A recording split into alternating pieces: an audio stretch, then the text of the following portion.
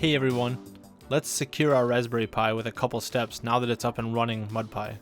First, connect to the default Pi account through SSH. The default password is raspberry. We're going to change this default password using the passwd command.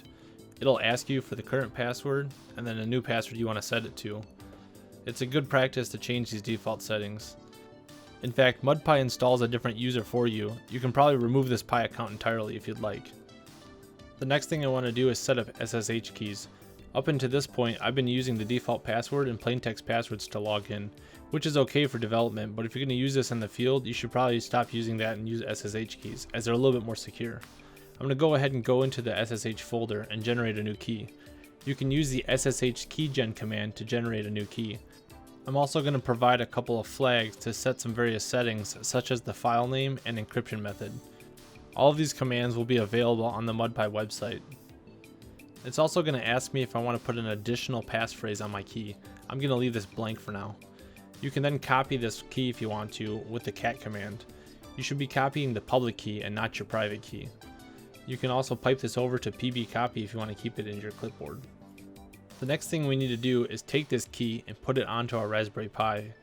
We're going to go ahead and log into the Pi account that we just changed the password for and put this key on there to secure it. Let's go ahead and log in using the new password that we set. Once we're in, we're going to go ahead and now add this SSH key. Let's go into the SSH folder. If this is your first time setting up an SSH key, it's probably not created. You can use the makedir command to make this folder.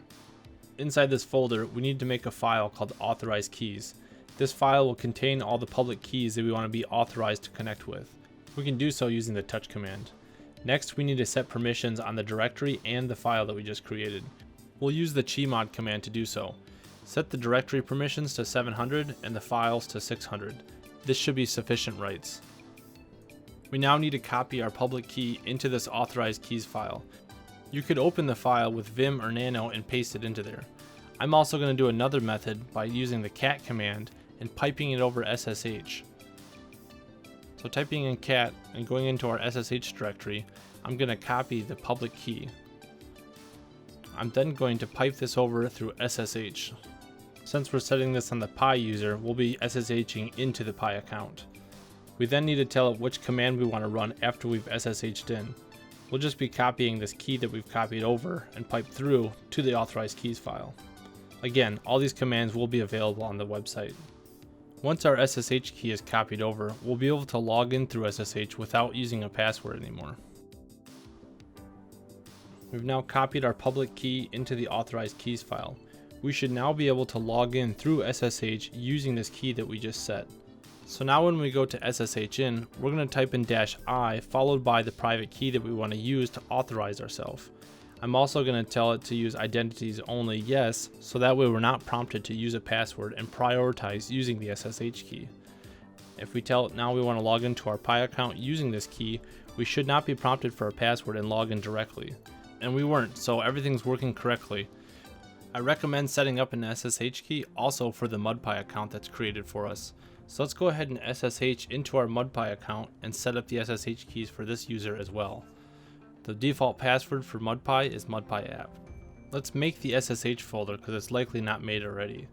We then need to also create the authorized keys file inside the SSH folder. Using the touch command, we can create this empty file. Now we're ready to set the proper permissions for the folder and directories like we did before. Remember, we're setting 700 for all the directories and 600 for all the files. Once we've created our file and our folder and set permissions, we're ready to copy over our public key into this directory and file again. If you already set up an SSH key for the Pi account, I recommend generating a new key and setting it up for the MudPi account. Let's copy our key again using the cat command and piping it over SSH. Once we've copied the key, try to log in using the key, and if we're not prompted for a password, then we know everything has worked successfully.